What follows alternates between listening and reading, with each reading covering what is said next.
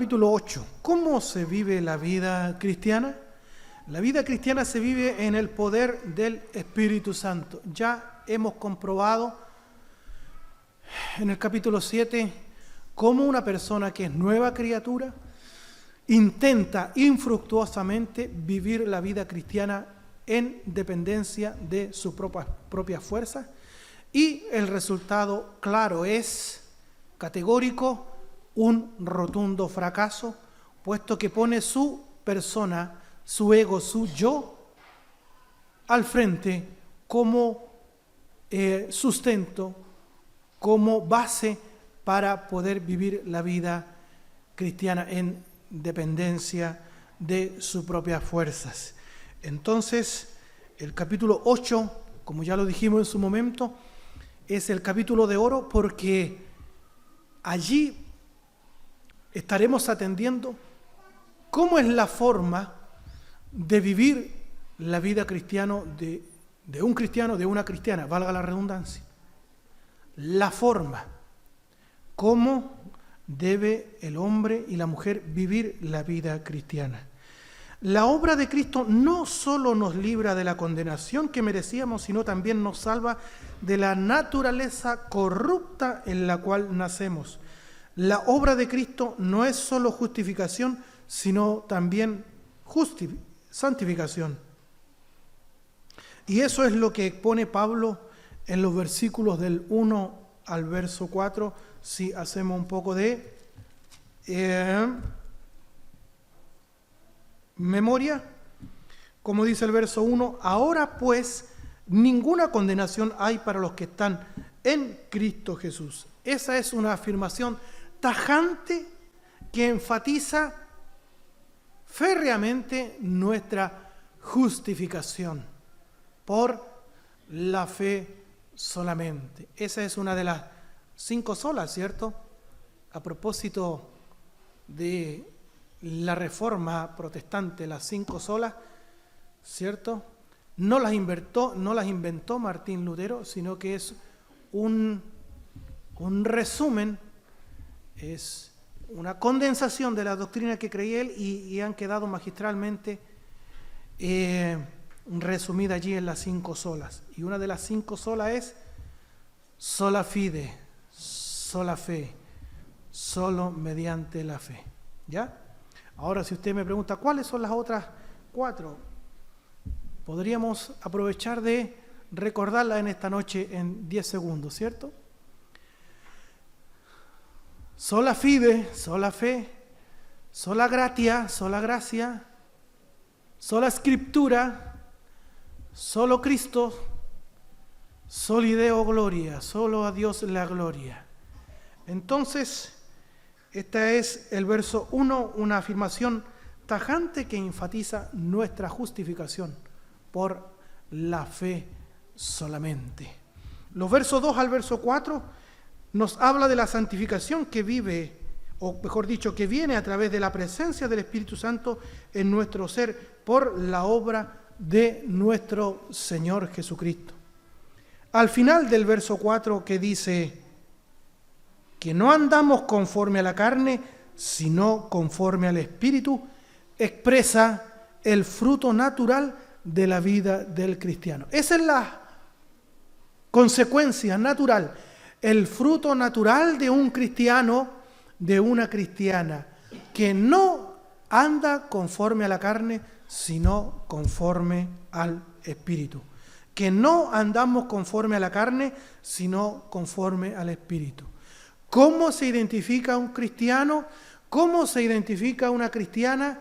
Por esta última parte del verso 4, o la parte B del versículo 4.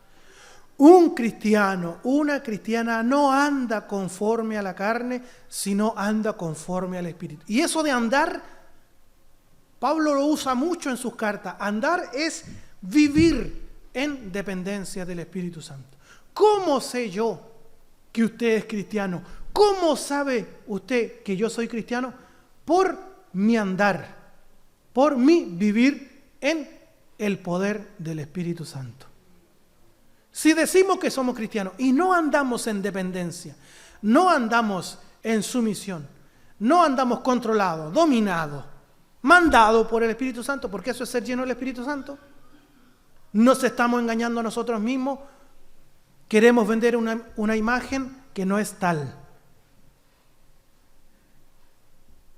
El cristiano no vive según los dictámenes de su naturaleza pecaminosa, que aún reside en él, sino que ahora vive según la dirección del Espíritu Santo, que ahora mora en él. Esta misma verdad Pablo se las ha dicho a los hermanos de Galacia, no en forma descriptiva, sino que en forma exhortativa.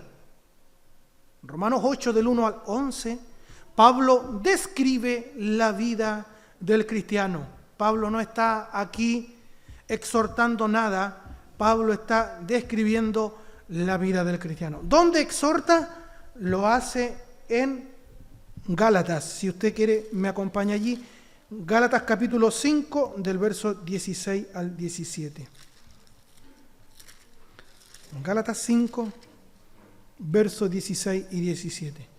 Digo pues, andad, o sea, vivir en el Espíritu, o mejor dicho, en dependencia del Espíritu, y no satisfagáis los deseos de la carne. Es una exhortación, no es una sugerencia, sino que es un mandato de parte del Señor. Andad, vivir en dependencia del Espíritu Santo y no satisfagáis los deseos de la carne, porque el deseo de la carne es contra el Espíritu y el del Espíritu es contra la carne, y estos se oponen entre sí para que no hagáis lo que quisiereis.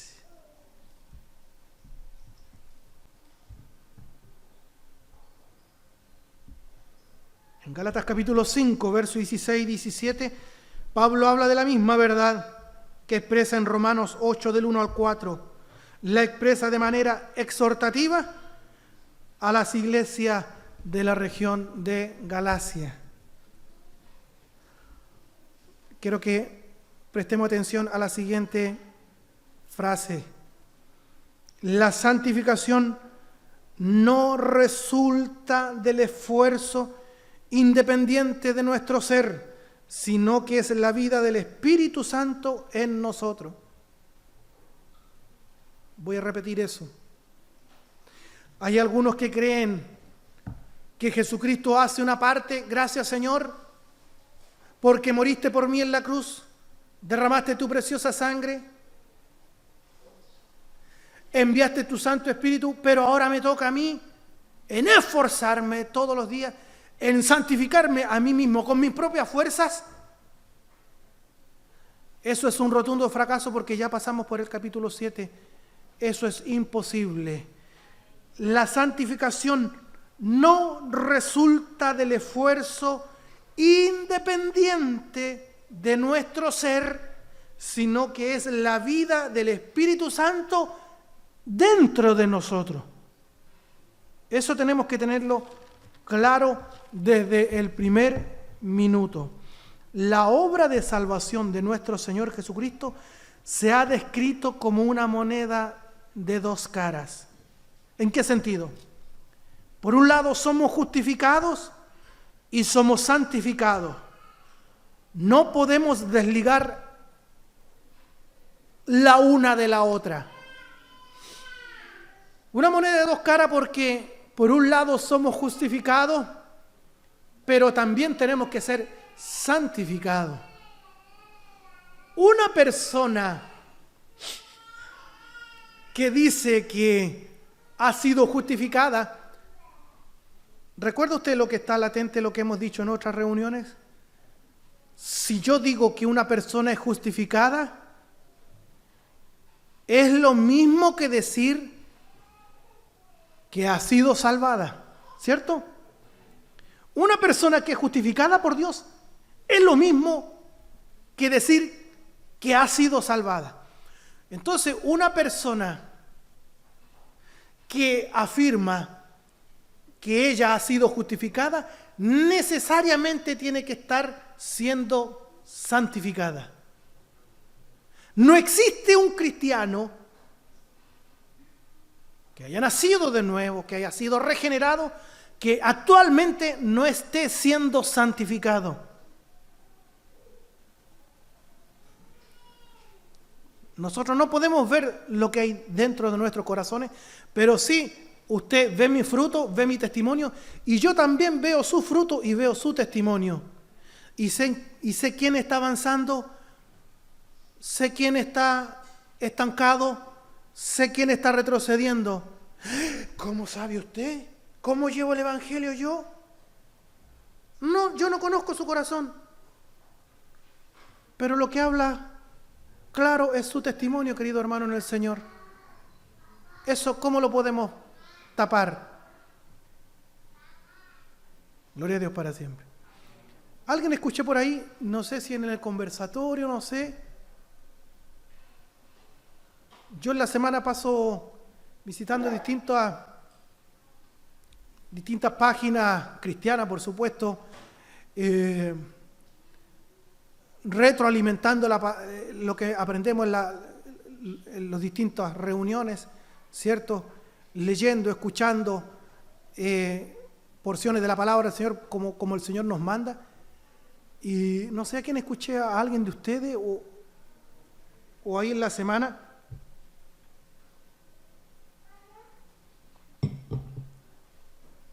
Respecto a la iglesia local, nosotros no podemos ser cristianos, ser parte de la iglesia, pero independientes en nuestras casas.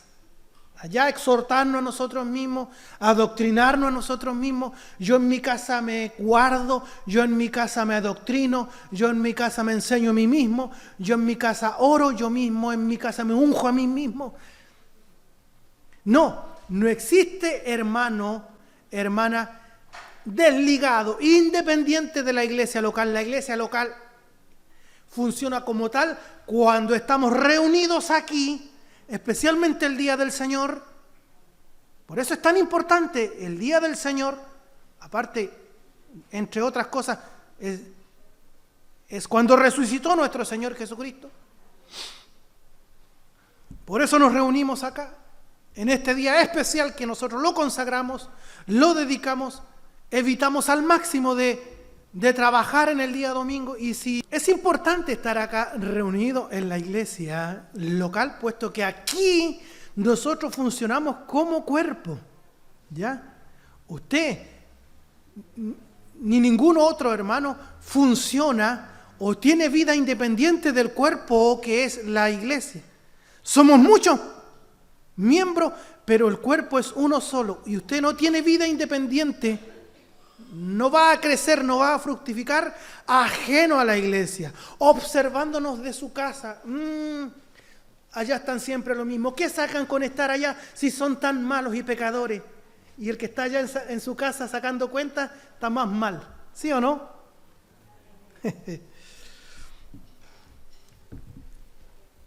Entonces, la obra de salvación de nuestro Señor Jesucristo se ha descrito como una moneda de dos caras. Somos justificados y somos santificados. No podemos desligar la una de la otra. Pablo en Romanos capítulo 8 del verso 5 al 11 describe la vida del cristiano. Lo hace contrastando la vida del cristiano con la vida del incrédulo. Lo que vamos a ver en estos versículos que hemos leído es un contraste o es una comparación. Pone por un lado al creyente y pone por este otro lado al incrédulo. ¿Cómo vive? ¿Cuáles son las metas? ¿Cuáles son los sueños del cristiano? ¿Cuáles son las metas, los anhelos, los desvelos del incrédulo? ¿Ya? Vamos a ir viendo como una especie de comparación. El objeto de Pablo de este capítulo 8 es mostrarle al cristiano que su salvación es absolutamente segura. Muchas gracias. El objeto del apóstol Pablo en el capítulo 8 es mostrarle al cristiano que su salvación es absolutamente segura. Estamos seguros de nuestra salvación porque así lo enseña la Sagrada Escritura.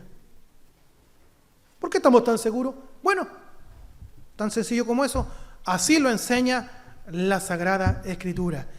Y los que creemos, espero que sea el 99,9% de los hermanos que hay en esta noche, espero que sea el 100%, que creamos a la inerrancia de la Escritura, la inspiración de la Sagrada Escritura, pero también la suficiencia de la Sagrada Escritura. La Sagrada Escritura es la máxima regla de fe y conducta de nuestra iglesia. Nadie, ni el pastor, puede pasar por encima o bypassear la Sagrada Escritura. ¿Por qué estamos tan seguros de la seguridad de la salvación nuestra? Bueno, porque así lo enseña la Sagrada Escritura, y también porque hemos entendido que es una obra ajena a nosotros, es un regalo de Dios para nosotros. Y eso es lo que Pablo va a resaltar aquí en medio de esta enseñanza. El cristiano no solo entiende que su salvación es segura por medio de lo que enseña doctrinalmente la Sagrada Escritura, sino también por el testimonio de nuestra nueva vida en Cristo. No solo entendemos que nuestra salvación es segura, no solamente por el testimonio de la Sagrada Escritura, no solamente por lo que enseña la Sagrada Escritura, por lo que estamos viendo, sino también por el testimonio que nos da el mismo Espíritu Santo que mora en nosotros. Muchos hermanos conocen doctrinalmente de que son salvos, pero tienen una gran incertidumbre dentro de su ser, porque sus vidas no están dando testimonio de que realmente son salvos.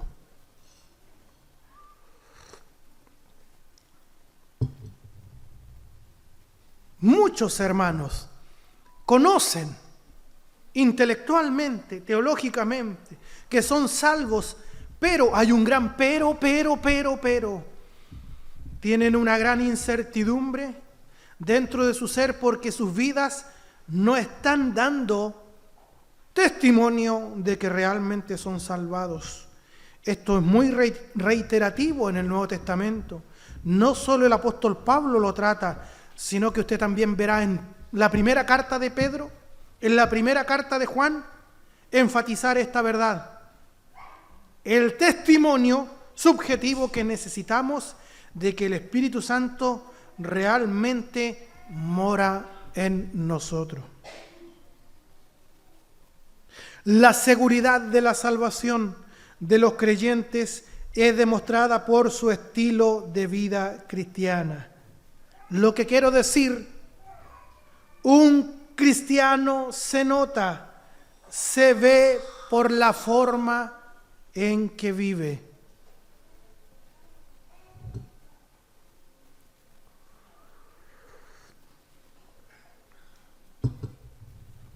La seguridad de la salvación de los creyentes es demostrada. No se queda solamente en su fuero interno, sino que la seguridad de la salvación es demostrada como por el estilo de vida cristiana. Testimonio, o mejor dicho, buen testimonio. Querido hermano, dígame si no concuerda conmigo. Un cristiano, una cristiana se nota. ¿Sí o no? Se ve por la forma en que vive.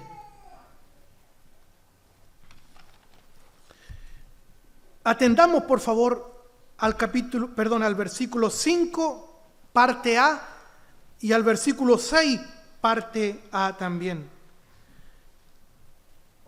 Esta es la descripción del incrédulo.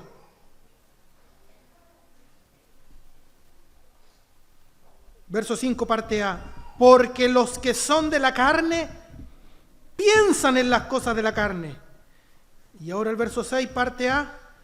Porque el ocuparse de la carne es muerte.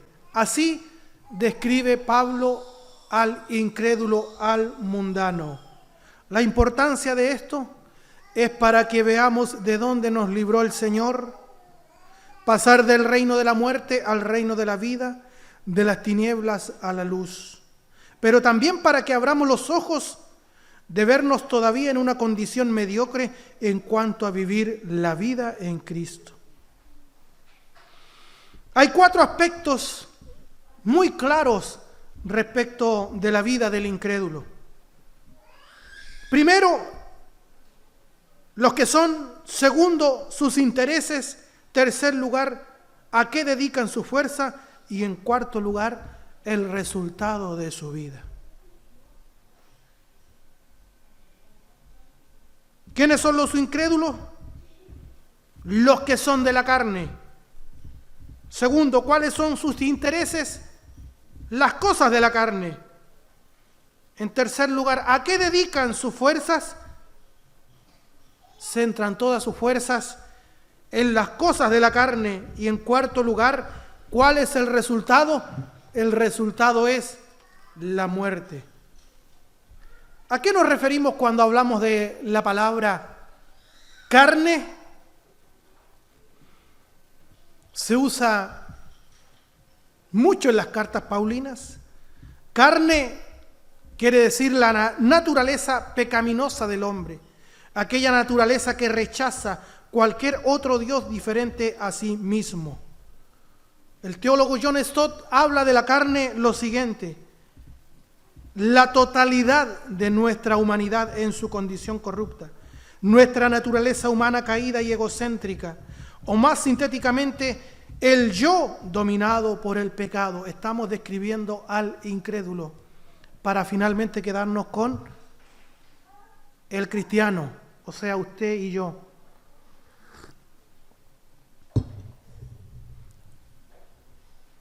Pero mientras vamos avanzando, vaya analizando su vida. ¿A qué se parece? ¿A un ejemplo o al otro? Y así usted va a ir sacando cuentas. ¿Quién es realmente usted? ¿Es un incrédulo? ¿Es un cristiano? Un cristiano, una cristiana, se nota. Se nota. Se nota. El hombre en su estado natural es un Dios para sí mismo.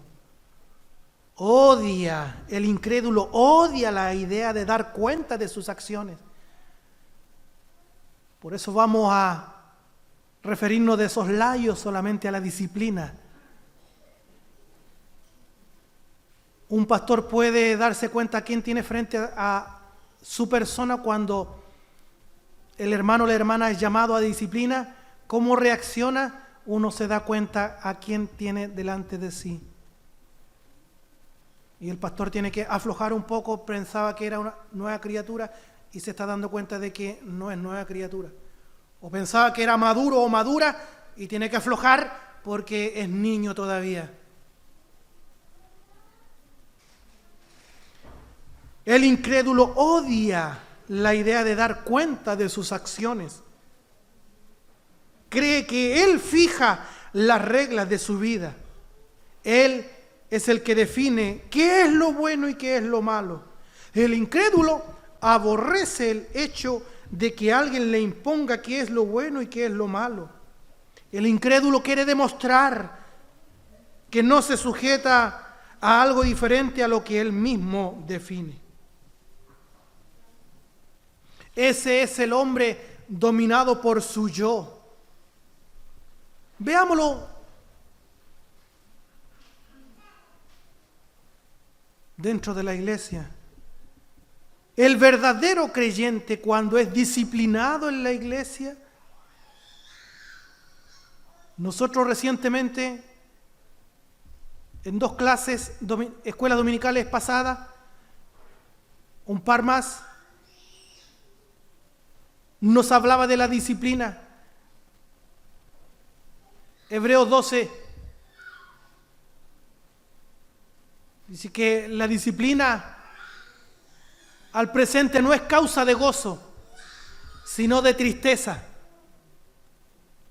A nosotros no nos aflora la sonrisa y la alegría cuando somos llamados a disciplina, todo lo contrario. La disciplina del Señor no causa gozo, sino que causa tristeza. Pero después da un fruto apacible, maravilloso para bendición. Entonces veamos. Cuando el pastor da un simple consejo que ni siquiera alcanza para disciplina, el hermano cómo demuda su semblante y dice, bueno, a ver, ¿por qué se mete con mi vida? En mi vida, ¿ok? ¿Pero qué tiene que meterse el pastor? ¿Cómo que no que tiene que meterse si yo estoy al cuidado de usted? Velo por su alma. Oro por ustedes, tengo que vivir. No voy a decir de rodillas, sería mentiroso. O que se caiga esa lámpara encima. Pero preparando palabra, material para que usted coma y se alimente y siga creciendo.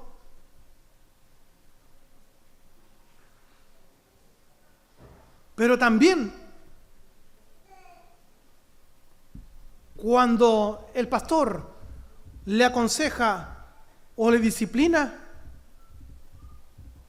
¿qué pasa? El verdadero creyente, cuando es disciplinado en la iglesia, reacciona positivamente a la disciplina. Eso es normal de un cristiano. Pero el falso creyente no. El falso creyente rechaza la disciplina, huye de la disciplina. Hermano, ¿por qué no viene usted a la escuela dominical? Me refiero yo no a las almas nuevas, sino que a los predicadores y predicadoras. ¿Por qué usted rehuye la escuela, rehuye los servicios? Usted llega ahí.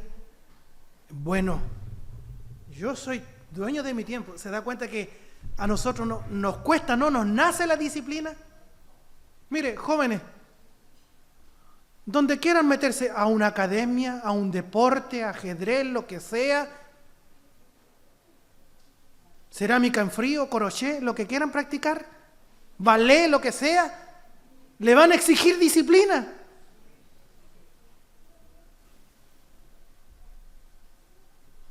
Donde quiera, en todo orden de cosas. ¿Quiere aprender repostería? Ya. Pero la profesora le va a exigir disciplina, asistencia, puntualidad, los materiales, la harina, el polvo de hornear, el batidor ahí. Que estudie. Disciplina. Y usted sabe que detrás de eso está el éxito. Entonces, ¿por qué aquí en la casa del Señor es lo mismo? Pero cuando se nos habla de disciplina, estoy abriendo un paréntesis, se nos habla de disciplina, nosotros nos espantamos. En el fondo usted sabe, todos sabemos que para que podamos crecer, para que dejemos de ser niños fluctuantes, como dice Efesios 4 del 11 en adelante, que es la pega del pastor, darle alimento sólido a ustedes para que dejen de ser niños. Porque allí dice, tarea para la casa, Efesios 4, del 11 en adelante, se habla de una guagua espiritual, se habla de un niño espiritual y se habla de un hombre espiritual maduro. Para que la guagua deje de ser guagua. ¿Cuál es la pega del pastor? Que esa guagua deje de ser guagua. Entonces, cuando somos metidos a la disciplina, nosotros nos ofendemos, nosotros decimos, ¿qué tienen que meterse con mi vida? ¿Cómo que no tiene que meterse con mi vida? Si un cristiano se precia de tal, dice que es cristiano, no se va a enojar con la disciplina, todo lo contrario, la va a agradecer, reacciona positivamente a la disciplina. Pero el falso creyente rechaza la disciplina, encuentra pesado al pastor, huye de la disciplina. El hombre dominado por el yo rechaza cualquier disciplina porque él es un Dios para sí mismo.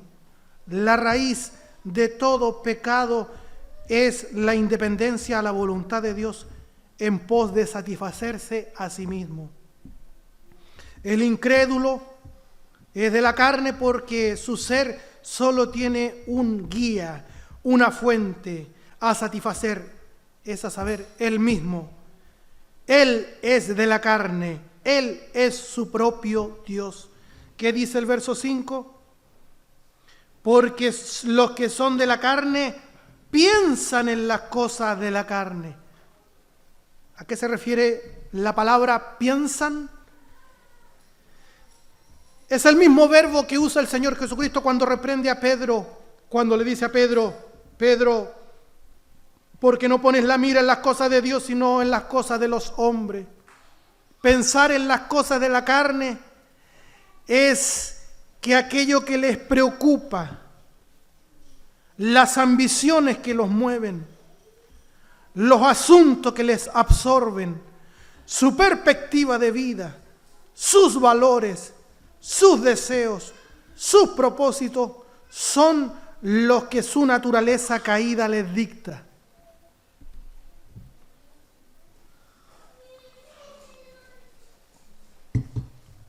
Desde que se levantan, su interés es la planificación de cómo realizar sus objetivos.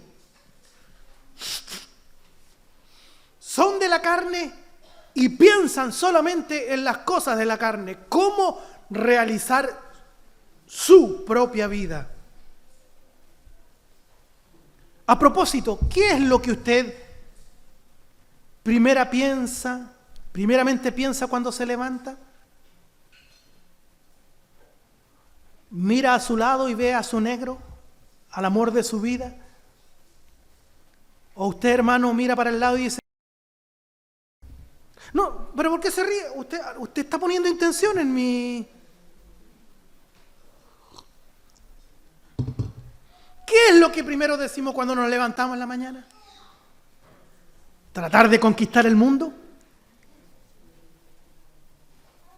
¿Qué es lo primero que pensamos o decimos cuando nos levantamos? ¿Pensamos que el nombre de Dios esté en el lugar más alto? No, el incrédulo no piensa en eso. Recuerde que el incrédulo, el Dios con una D minúscula, el Dios de ellos es su propio yo. No hay Dios en sus pensamientos. O mejor dicho, tienen a Dios en sus pensamientos como un amuleto, como un títere. Présteme atención, por favor, porque hay muchos evangélicos que tienen a Dios así como un cajero automático, como un amuleto, como un títere, para que lo sane, para que al marido esté siempre con trabajo y los niños con trabajo y cortando la cincel. Para eso necesitan a Dios solamente, como un amuleto, como un títere.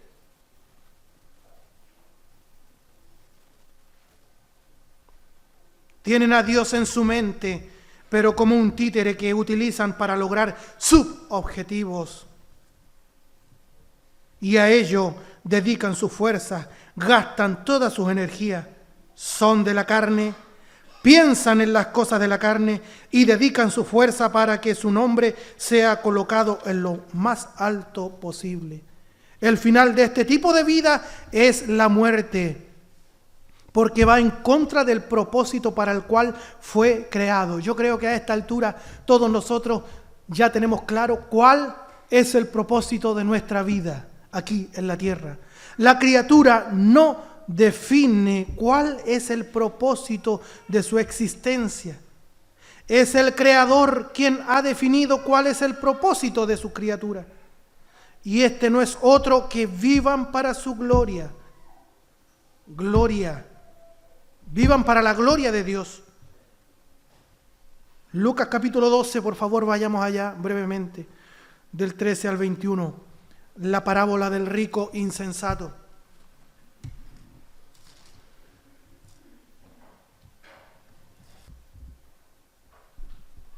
El rico insensato, ¿qué dice? Le dijo uno de la multitud. Había una multitud, siempre seguía una multitud al Señor, y uno sale dentro de la multitud y le dice, notemos, por favor, ¿está ahí? Oh, genial. Le dice, maestro, notemos para qué seguía este individuo dentro de la multitud y se atreve a hablar al Señor. ¿Para qué habla al Señor? No es por un fin espiritual, sino que para satisfacer su propio orgullo, su propio deseo terrenal. Irrumpen en medio de la multitud y le dice: maestro, di a mi hermano que parta conmigo la herencia. Maestro, sabía que el Señor Jesús era un hombre justo, maestro, pero eso solamente no lo tenía por más que un maestro. ¿Qué es lo que quería? Repartir la herencia, ni un gramo más, ni un gramo menos de lo que justamente le correspondía a él. Mas él le dijo: hombre, ¿quién me ha puesto sobre vosotros como juez o partidor? Y les dijo: mirad y guardaos de toda avaricia. Y miren lo que les dice. Y esto corre para todos nosotros en esta noche. Porque la vida del hombre no consiste en la abundancia de los bienes que posee. La vida del hombre, la vida de la mujer, no consiste en la abundancia de los bienes que posee. Y a propósito de esto, le enseña una parábola, que es la siguiente que quiero compartir con ustedes, porque detrás de esto hay una enseñanza tremenda para todos nosotros en esta noche. También le refirió una parábola diciendo: la heredad de un hombre rico había producido mucho. Y él pensaba dentro de sí diciendo: ¿qué haré? Porque no tengo dónde guardar mi fruto. Y dijo: esto haré: derribaré mis graneros y los edificaré mayores, y allí guardaré todos mis frutos y sus bienes y mis bienes. Y diré a mi alma: alma, mire que es egocéntrico y que es materialista y que es egoísta. Los que son de la carne piensan en las cosas de la carne y actúan en consecuencia.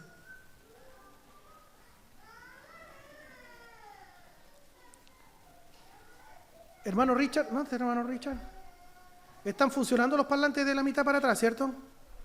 ¿Sí? Ya. Mire qué egoísta es.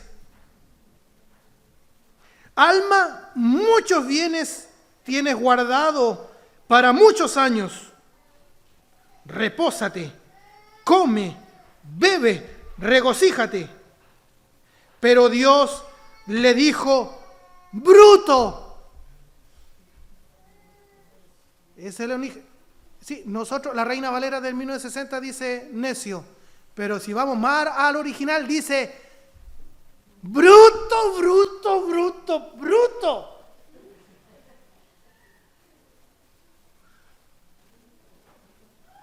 ¿Qué dijo el rico insensato?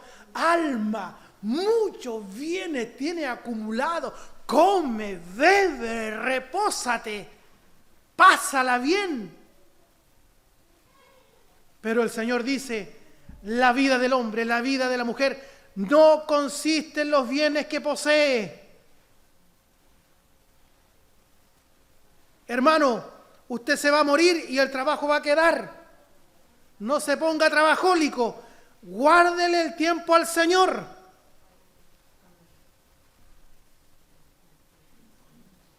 Aunque el día tuviera 25 horas, usted no alcanza a cubrir lo que su familia necesita. Usted se va a desgastar y no le va a alcanzar para llevar el sustento a su casa. Hágame caso.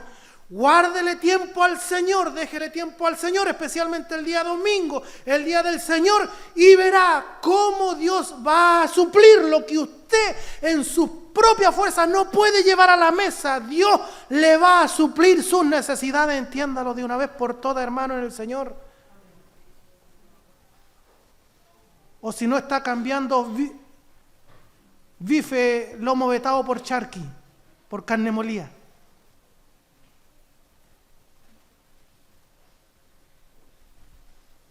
Mire, este hombre rico dice: alma, muchos bienes tienes guardado para muchos años, repósate, come, bebe, regocíjate. Pero Dios dijo, ¿cómo dice el original? Bruto. Ya, si lo encuentra muy fuerte, ya, quédese con la Reina Valera del 60, necio. ¿Por qué necio? Dice Dios. ¿Por qué bruto? Porque esta noche vienen a pedirte tu alma y lo que has provisto, ¿de quién será? Verso 21. Así es el que hace para sí tesoro y no es rico para con Dios.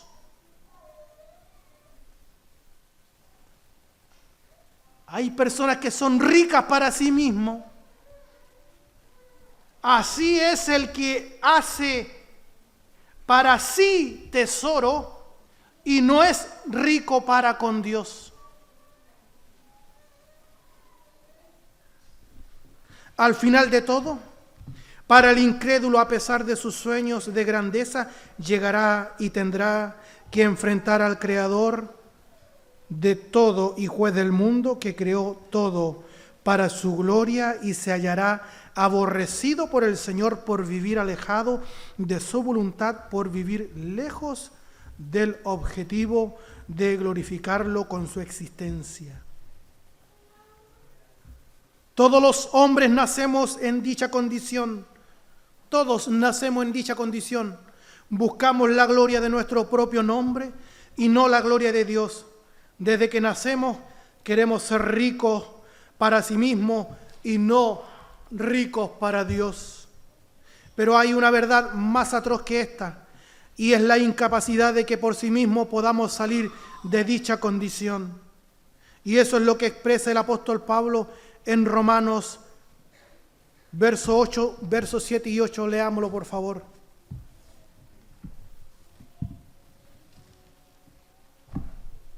Por cuanto los designios de la carne son enemistad contra Dios, porque no se sujetan a la ley de Dios, ni tampoco pueden, grábese eso, ni tampoco pueden. Y los que viven según la carne no pueden agradar a Dios. La doctrina de la incapacidad total del hombre natural de poder agradar a Dios es una doctrina que ofende a mucha gente. Pero ¿qué vamos a hacer? El Evangelio ofende, el Evangelio confronta. Usted en esta tarde no viene a pasar una tarde agradable, a cortar la tarde, de lo contrario terminaríamos acá la reunión y nos vamos a la casita mejor, ¿cierto? A tomarse un Milo caliente, ¿cierto? Unas tostaditas y a la camita. Otro con un apetito más voraz, unos 2 platos de poroto, ¿cierto? Pero usted viene a escuchar lo que necesita. Sea así que el Señor lo desnude y lo desarme y lo tire a tierra y pisotee su ego, su yo. Porque si somos cristianos, ¿dónde está la jactancia? Nuestro ego tiene que estar donde debe estar. ¿Dónde tiene que estar nuestro ego? Aplastado en la suela de nuestros zapatos. La doctrina de la incapacidad total del hombre natural de poder agradar a Dios es una doctrina que ofende a mucha gente. Esa guagua está hablando en lengua.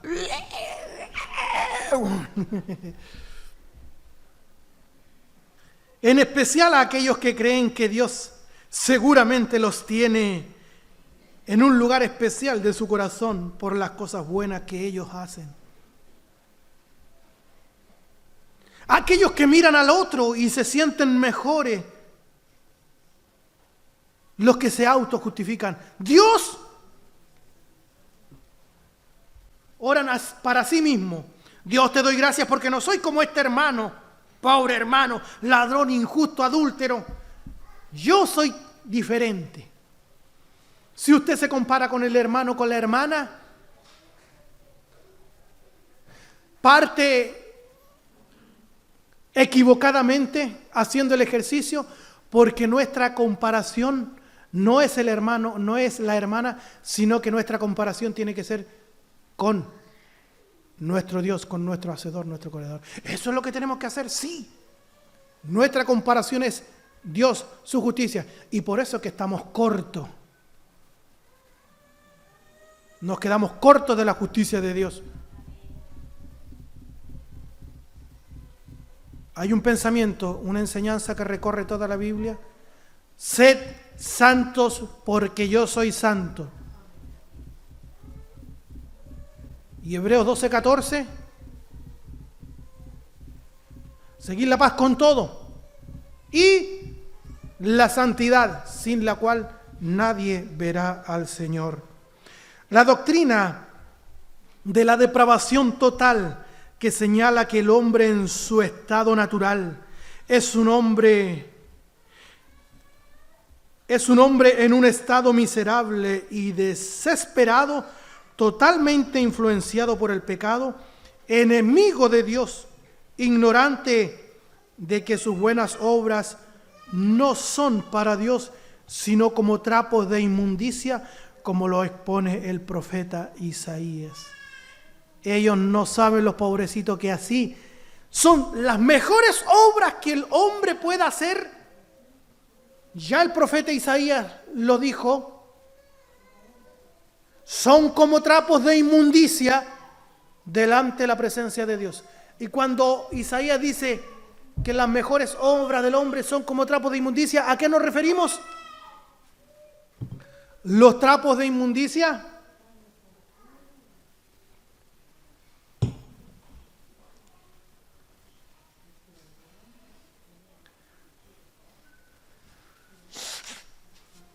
no se me desconcentre, por favor, tengan piedad de mí. Cuando el profeta Isaías dice que las mejores obras del ser humano, Dios las mira como trapos de inmundicia, esos trapos de inmundicia hemos dicho que se refieren al ciclo menstrual de la mujer, ¿cierto? Esta doctrina el hombre la rechaza porque ignora que en su estado natural, desligado de Cristo, sin la presencia del Espíritu Santo, solo puede conducir su vida de una manera que es hostil a Dios y que acrecienta su ira sobre su vida. Pero esta es la enseñanza que trae el apóstol Pablo en esta descripción que hace el hombre sin Cristo. Los versos 7 y 8 muestran claramente que ningún hombre puede salvarse a sí mismo. Eso, hermano, es una verdad que nosotros tenemos que abrazarla de mucho tiempo ya. Ningún hombre se puede salvar por sí mismo. Es un ser de la carne, sus pensamientos se dirigen solo a ello, sus esfuerzos se dirigen solo a exaltar su nombre y el resultado es la muerte. La humanidad sin Cristo camina hacia una destrucción eterna y es ignorante de ello.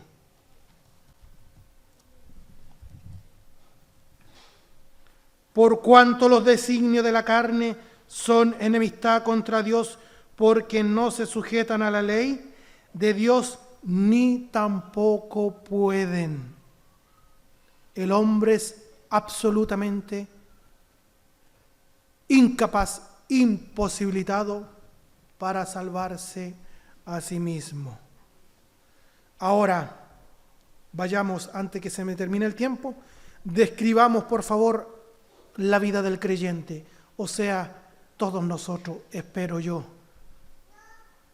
Romanos capítulo 8, hagamos el mismo ejercicio, versos 5 y verso 6, parte B. Verso 5, leo todo para poder entender de mejor manera. Porque los que son de la carne piensan en las cosas de la carne, pero los que son del Espíritu en las cosas del Espíritu. Ahí está el creyente. Los que son del Espíritu piensan en las cosas del Espíritu. Verso 6, porque el ocuparse de la carne es muerte, pero el ocuparse del Espíritu es vida y paz. El creyente es un ser del Espíritu, a diferencia del incrédulo que tiene solamente una naturaleza viviendo en su ser. En el cristiano habita el Espíritu Santo, el cual le da vida espiritual, es decir, el poder de dirigir su vida en torno a Dios.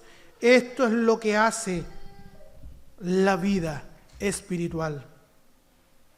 Podríamos preguntarnos, ¿qué es la vida espiritual? ¿Qué es la regeneración? ¿Qué es nacer de nuevo?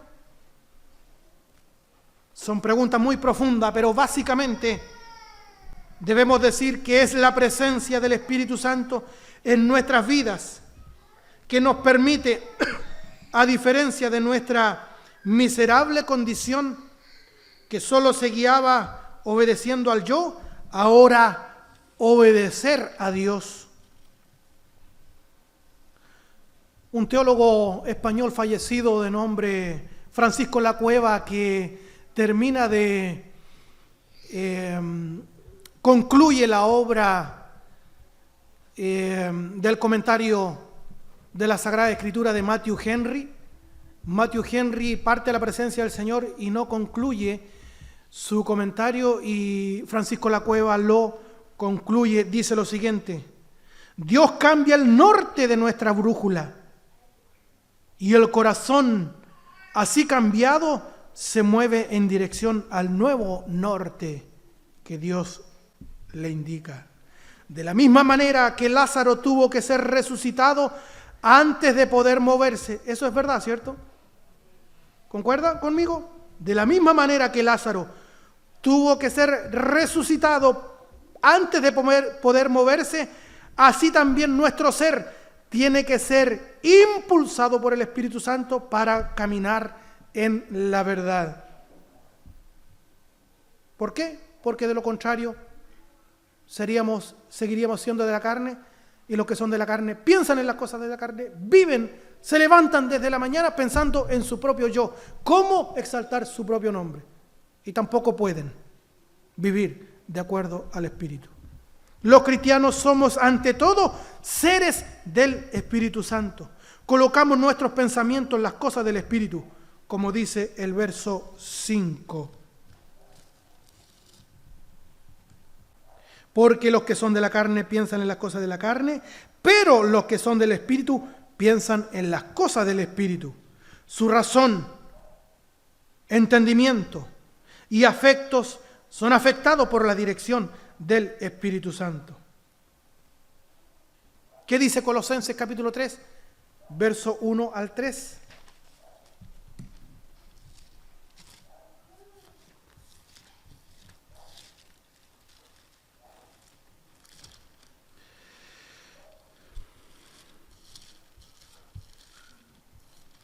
Colosenses 3, del 1 al 3. Si pues habéis resucitado con Cristo, buscad las cosas de arriba donde está Cristo sentado a la diestra de Dios. Poned la mira en las cosas de arriba, no en las de la tierra, porque habéis muerto y vuestra vida está escondida con Cristo en Dios.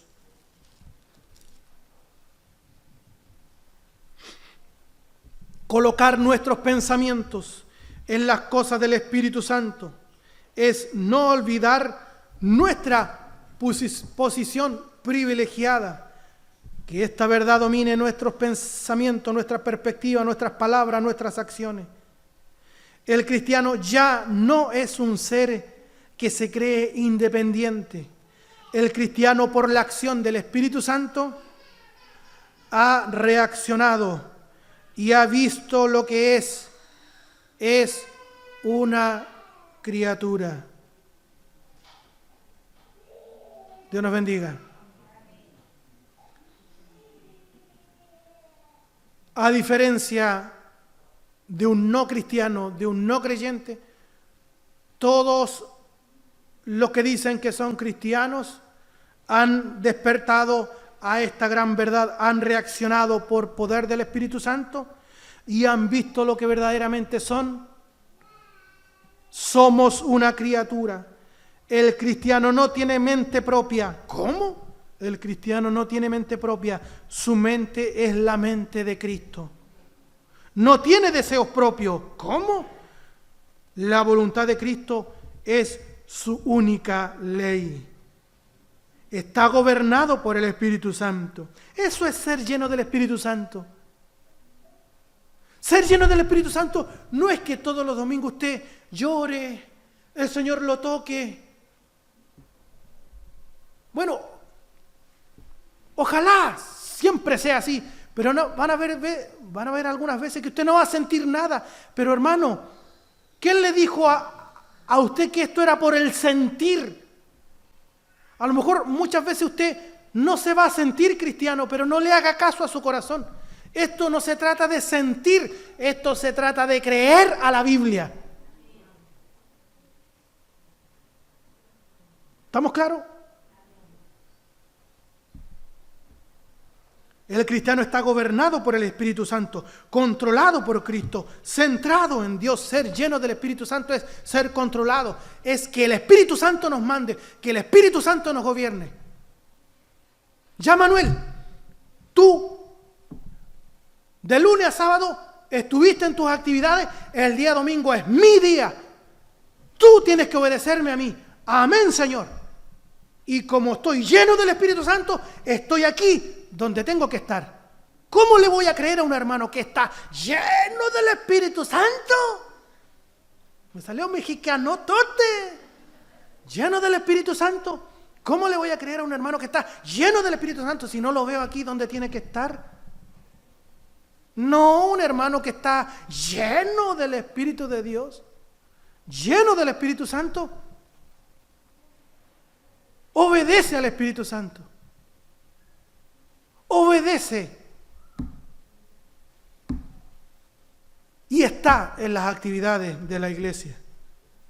Recordemos que Pablo está haciendo una descripción de lo que es ser un cristiano.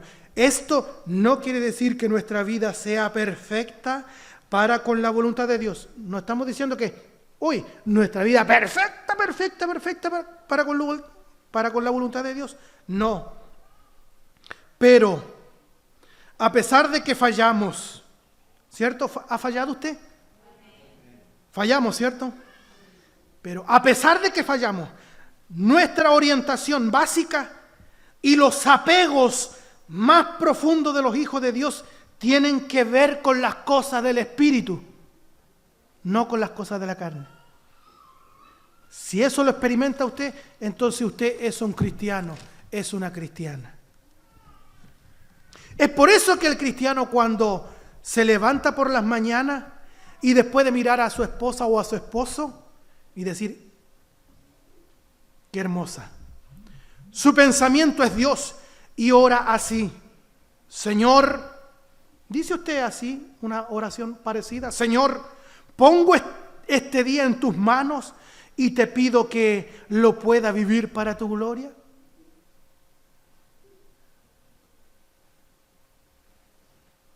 El cristiano cuando se levanta, la cristiana cuando se levanta en la mañana puede orar así: Señor, pongo este día en tus manos y te pido que lo pueda vivir para tu gloria.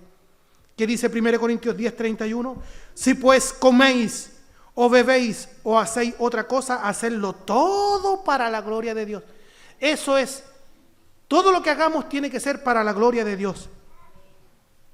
El cristiano o la cristiana trabaja en la vida secular para glorificar a Dios con su trabajo, no a sus jefes.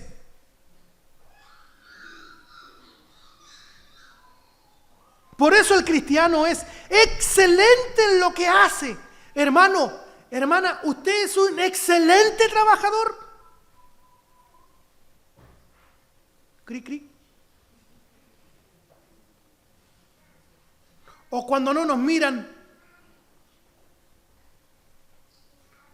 ¿qué dice 1 Corintios 10:31? Si pues coméis o bebéis o hacéis otra cosa, hacedlo todo para la gloria de Dios.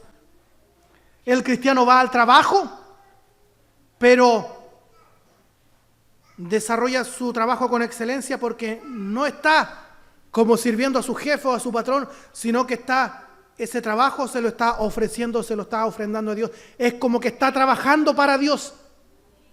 Por eso que un cristiano no puede tener las manos ásperas. No se le pueden pegar cositas que no son suyas y traerlas para la casa.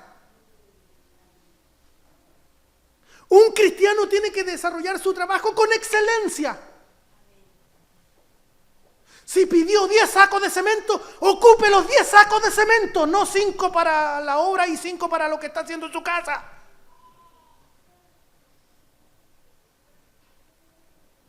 Ahí le di un palo a los maestros. Ya. Disculpe, es lo que me salió.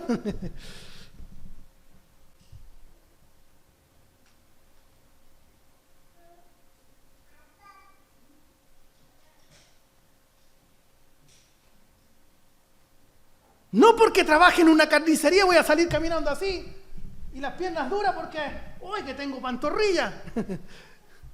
No, y los viste. No, un cristiano todo lo que hace lo hace para la gloria del Señor. Trabaja para glorificar a Dios con su trabajo, no a su jefe. Es por eso que el cristiano es excelente en lo que hace. ¿Refleja eso su vida? Yo le tengo confianza a este hermano. Es evangélico. O los jefes más pesados dicen, es canuto. Nos da lo mismo. Evangélico, evangélica, pero yo le tengo una confianza firme a este porque es evangélico. O dice, es evangélico, ¿y eso qué? ¿Se da cuenta? Es por eso que el cristiano es excelente en lo que hace, porque lo hace con la motivación más poderosa que existe. ¿Cuál es la motivación más poderosa que existe? Glorificar a Dios y disfrutar de Él. ¿Qué pasa en el hogar? Aquí sí que nos metimos.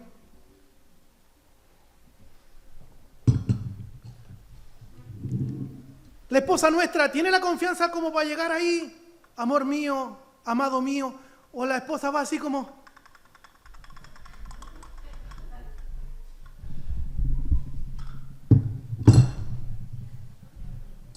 Y nosotros... esta cuestión, pues ya mijito le cambia el tiro. Y después aquí encorbatado todo. ¡Qué hombre más santo! Y en la casa, el cristiano en el hogar, ¿qué pasa en el hogar? El cristiano vive en el hogar expresando el amor de Dios por su pueblo. Hermano, Dios ha sido bueno con usted. Le bajaron el volumen, no se escuchó. Hermano, Dios ha sido bueno con usted. ¿Le ha perdonado a usted? ¿Cuántas le ha perdonado? ¿Y por qué nosotros no dispensamos ese mismo amor para con nuestra esposa, nuestros hijos? Habla, Padre. El cristiano vive en el hogar expresando el amor de Dios por su pueblo, el amor de Cristo por su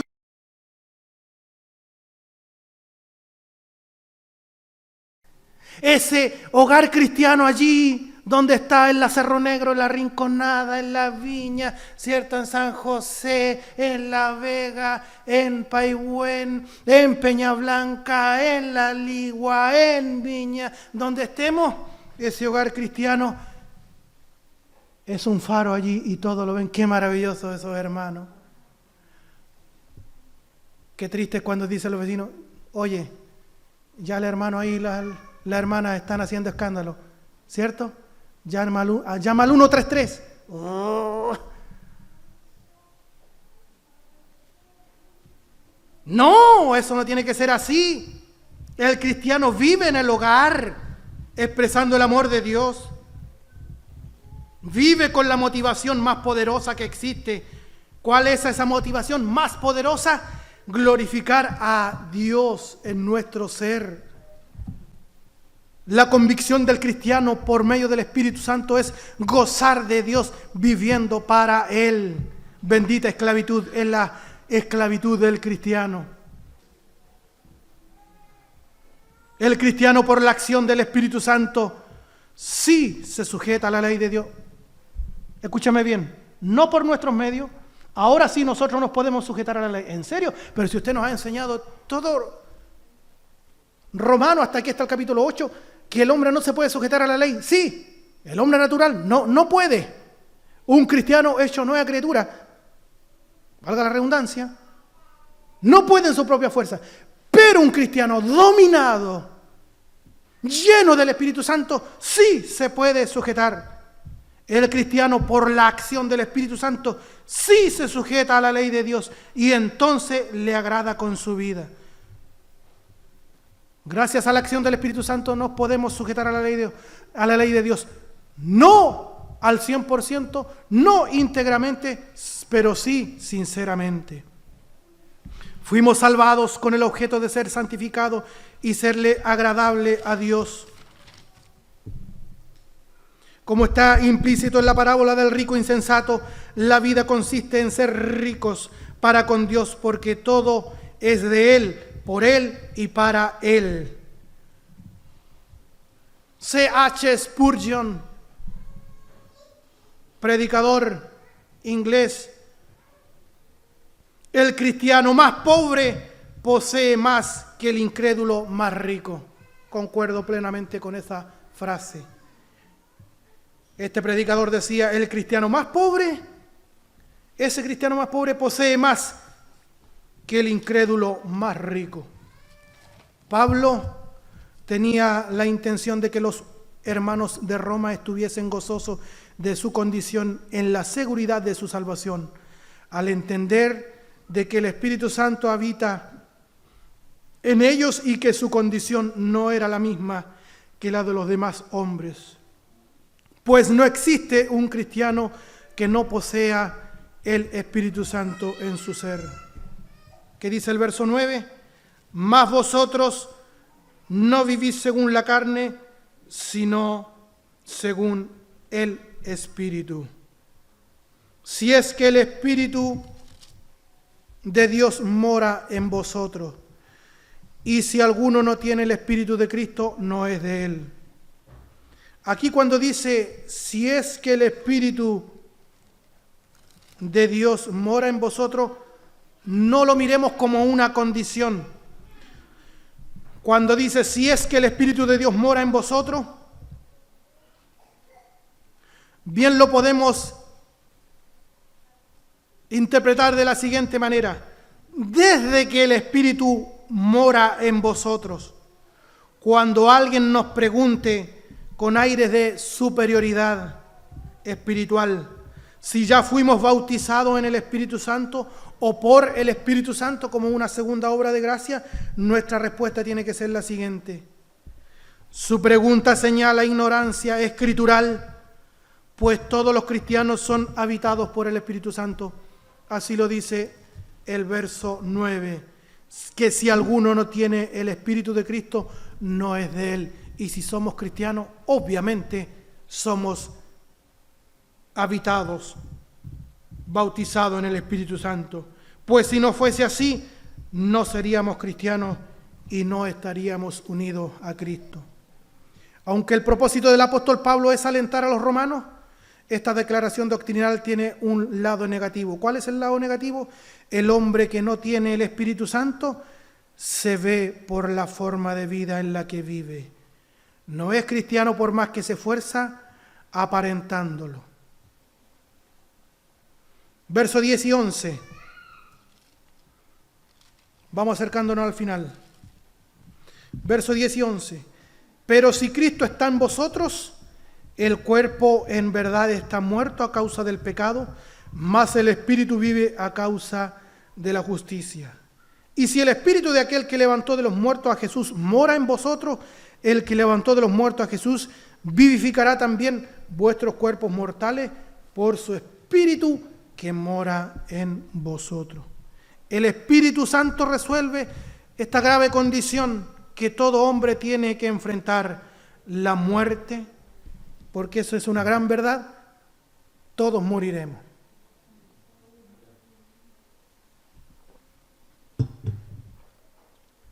Pero para nosotros la muerte ya no es un problema. ¿Pero por qué los cristianos seguimos muriendo? Si decimos que el Espíritu Santo está en nosotros o mora en nosotros y hemos sido justificados por Dios. Si somos nueva criatura, el Espíritu Santo vive en nosotros, ¿por qué seguimos muriendo entonces? Es una pregunta teológica muy importante. La respuesta es porque aún la naturaleza pecaminosa está en nuestro ser. Todavía seguimos lidiando con nuestra naturaleza pecaminosa. Ya no somos esclavos del pecado, pero hay un pecado remanente al cual debemos de mantenerlo a raya. Y al final de estas líneas vamos a ver que es una misión suya y mía, algo que tenemos que hacer. Pero eso entraría para el próximo domingo. Porque aún la naturaleza pecaminosa está en nuestro ser, por eso seguimos muriendo. Por la obra de justificación que logró nuestro Señor Jesucristo, nuestro ser ha recibido vida por la presencia del Espíritu Santo, quien, como levantó de los muertos a Jesús por su poder, asimismo hará con nuestros cuerpos. El contraste de ver lo que éramos y lo que ahora somos nos debe llevar a amar a Dios con mayor potencia. Lo que antes éramos y lo que ahora somos, eso nos debe llevar a amar a Dios con locura, con mayor potencia, con el que están en esta noche aquí presentes y no es nueva criatura. Lo que yo estoy diciendo por estos minutos ya que se están haciendo un poco largos,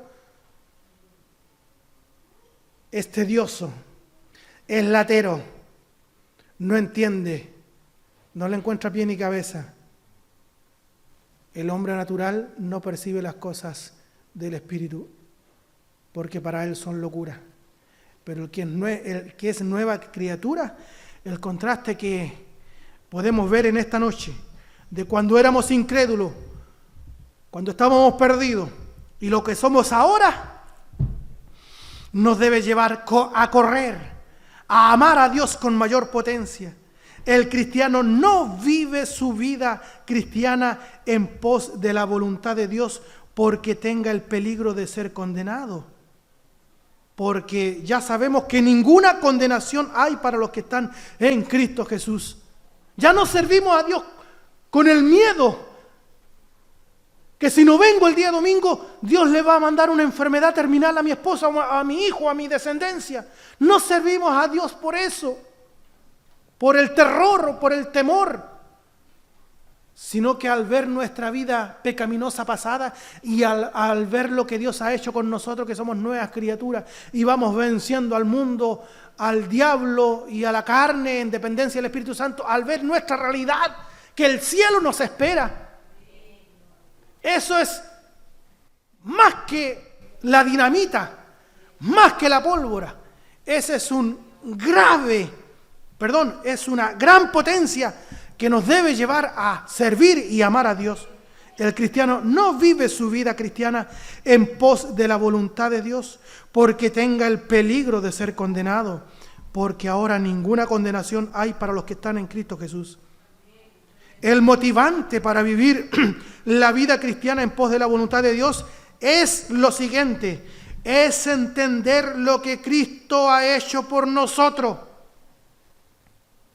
La presencia del Espíritu Santo en nuestro ser nos da plena seguridad de nuestra existencia y hacia dónde nos dirigimos. ¿Sabe usted dónde se dirige? Este día domingo ya pasó. Un día menos, un día más cerca, el regreso de nuestro Señor. Cuando enfrentemos la muerte, lo haremos confiado al saber que somos habitados por aquel que es la vida. También este contraste que presenta el apóstol Pablo es una herramienta para nuestra autoevaluación. Y con esto termino. Este contraste del cual hemos estado hablando entre el incrédulo y el cristiano tiene que ser una herramienta de autoevaluación para nuestra vida. El puritano teólogo Matthew Henry decía: examinemos nuestro interior a fin de ver cuáles son las cosas que atraen nuestra atención. Quedémonos con esta reflexión, querido hermano. Examinemos nuestro interior, nuestra vida interior. En unos breves minutos vamos a terminar volveremos al seno de nuestro hogar, mañana lunes enfrentamos una nueva semana. Examinemos nuestro ser. ¿Cuáles son las cosas que atraen nuestra atención? ¿Cuáles son las cosas que suscitan nuestro interés? ¿Buscamos el favor y la comunión de Dios? ¿Nuestro bienestar espiritual? ¿Los intereses eternos? ¿O se van nuestros pensamientos y afectos tras cosas mundanas, temporales y pecaminosas? Hermanos, si no vemos realmente que nuestros pensamientos, nuestros deseos, nuestras acciones son en pos de la voluntad de Dios, muy posiblemente eres un muerto espiritual. Repito eso. Estoy terminando.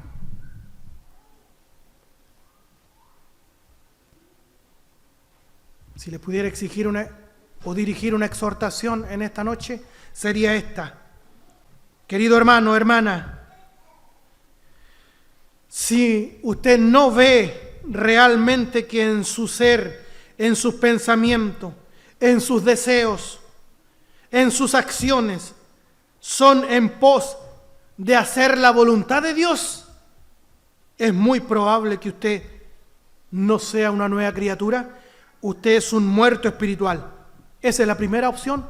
O la segunda opción, o no estás cumpliendo el mandato que Pablo da en los versos 12 y 13 que tendremos el próximo domingo, que es mortificar nuestra naturaleza pecaminosa por el poder del Espíritu Santo. Solamente leo y terminamos. Verso 12, verso 13. Así que, hermanos, deudores somos no a la carne, para que vivamos conforme a la carne. Porque si vivís conforme a la carne, moriréis. Y este es el mandato de mortificar el pecado o la naturaleza pecaminosa de todo cristiano.